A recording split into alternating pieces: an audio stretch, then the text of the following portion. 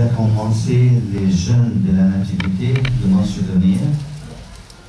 Nous jeûnons jusqu'à la fête de Noël, la fête de la Nativité.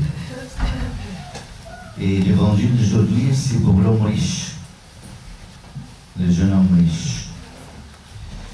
Et quel rapport entre l'homme riche et le jeune?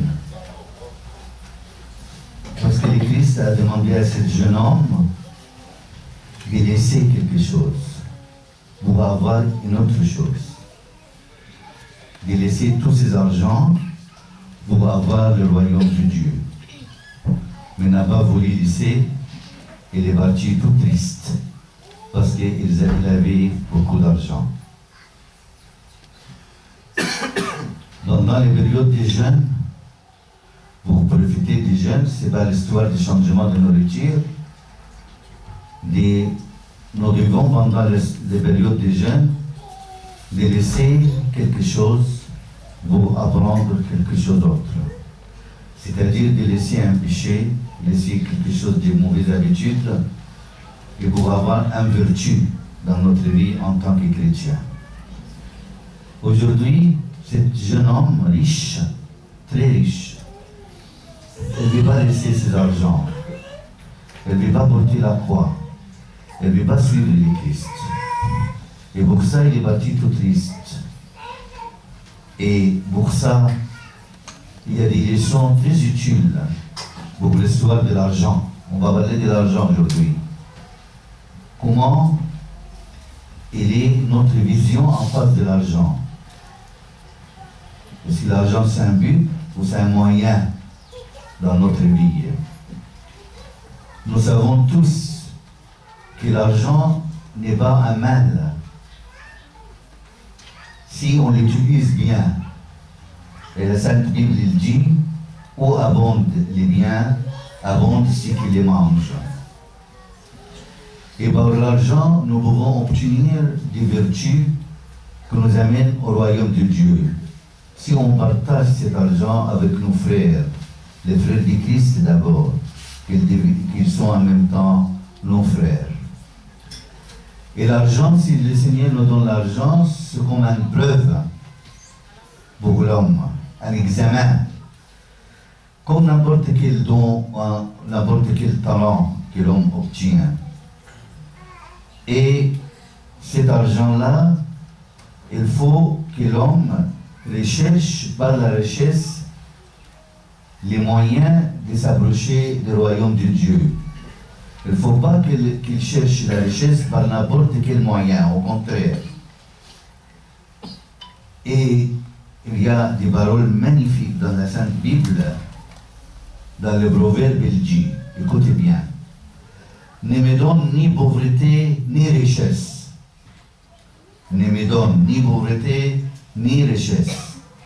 Laisse-moi goûter ma part des pains, des craintes qui est complet, je me détourne et ne dise qui est le Seigneur Dieu.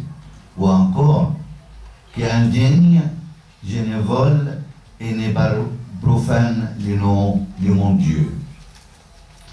Et pour ça, l'argent, c'est un bref, c'est un talent, c'est un don de Dieu, comme tous les dons. Nous devons l'utiliser pour s'approcher du royaume de Dieu. Et la richesse est provisoire. Nous savons tous l'histoire de Job. Job qui a dit, ni je suis sorti du sein maternel, ni je retournerai. Le Seigneur Dieu avait donné, le Seigneur Dieu a repris. Que le nom du Seigneur soit béni. Magnifique. Ni je suis venu sorti du sein du maternel, ni je retournerai. Le Seigneur Dieu avait donné, le Seigneur Dieu a repris. Que le nom du Seigneur soit béni. Et Salomon, qu'il avait beaucoup d'argent, beaucoup de palais, beaucoup d'or, beaucoup de femmes, il a tout ce qu'il a cherché de richesse. À la fin de sa vie, qu'est-ce qu'il a dit? Tout est vanité et poursuite des vents. Il n'y a pas de profit sous le soleil. Saint Jacques l'apôtre, il dit il parle des riches, a desséché l'herbe et sa fleur tombe, sa belle apparence est détruite. La richesse est provisoire, elle n'est pas permanente. Et la pauvreté, ce n'est pas une malédiction pour l'homme. La pauvreté ne montre pas ou n'est pas due aux colères de Dieu. Car la pauvreté, c'est une croix qui porte l'homme. Si l'homme porte bien sa croix, il veut suivre le Christ, il veut entrer dans le royaume de Dieu. Et pour ça, dans l'histoire de Lazare et les riches, et Lazare, tu, par les riches, as réussi tes biens pendant ta vie. Et Lazare, pareillement, c'est mou. Maintenant, ici, il est consolé et toi, tu es tourmenté. Lazare est consolé dans le royaume de Dieu. Les riches, il est tourmenté. Aussi, le bonheur ne dépend pas de la richesse. Nous voyons autour de nous beaucoup de monde qui sont très riches, mais sont malheureux en même temps. Et pour ça, Salomon dit, mieux vaut une bouchée de pain sec et la tranquillité qu'une maison pleine de sacrifices des cordes.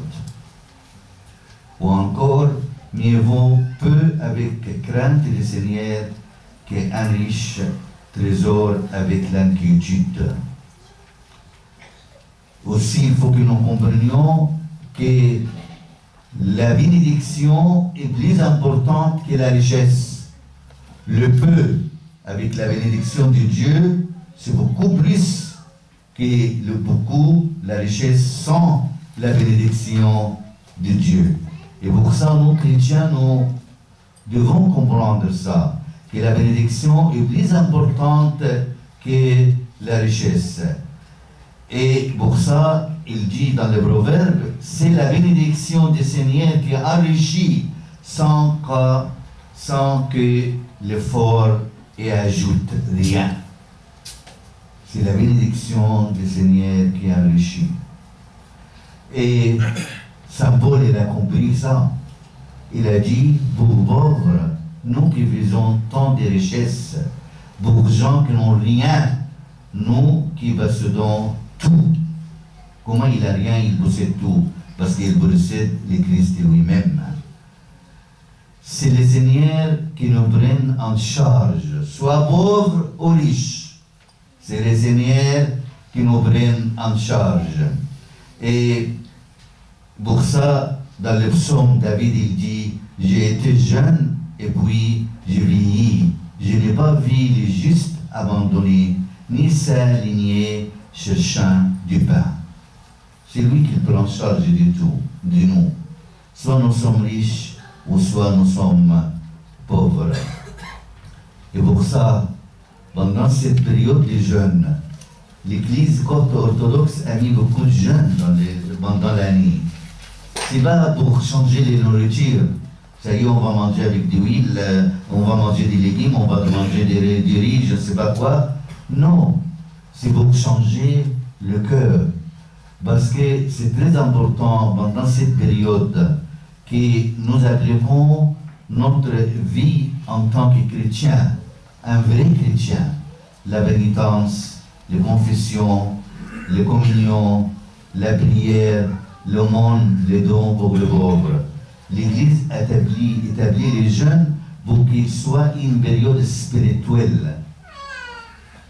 Et cette période-là réalise l'égalité entre les pauvres et les riches. Pendant la période des jeûnes, il n'y a pas de riches ni pauvres. Tout le monde est égal dans leur nourriture.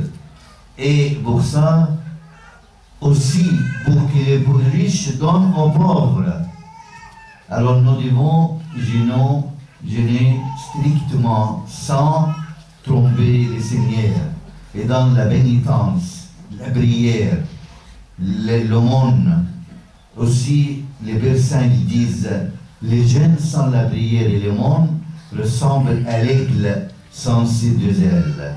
Et notre Seigneur nous dit, revenez à moi de tout votre cœur, dans les jeûnes, les pleurs et les cris de deuil, déchirez vos cœurs et non vos vêtements, à lui la gloire éternellement. Amen.